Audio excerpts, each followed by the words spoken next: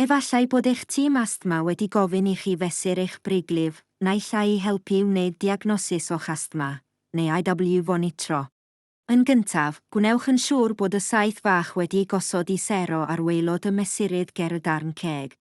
Naill ai dewiswch sefyll neu eistedd yn union syth bob tro gwnewch y prawf, ond gwnewch yr un peth bob tro. Daliwch y mesurydd yn y ddwy law, ond gwnewch yn siŵr nad yw'ch bysedd dros y canol. Anadlwch I fewn yn ddwfn gyda'r mesurydd briglif allan o'ch ceg. Pan fyddwch wedi cymryd yr anadl hwnnw I mewn, rhowch y mesurydd briglif yn eich ceg, gan wneud sel dynol amgylch y pen gyda'ch gwefusau. Anadlwch allan mor galed ag y gallwch. Mae fel petai chi'n chwythu canwyll sydd ymhell I ffwrdd trwy'r mesurydd. Gwnewch nodyn o'r rhif sydd wrth ymyl y saeth ar y mesurydd. Ailadroddwch hyn deir gwaith a chofnodwch y gorau o'r tri. Dyma eich sgôr briglif. Cymerwch eich darlleniadau briglif cyn unrhyw feddyginiaeth asthma.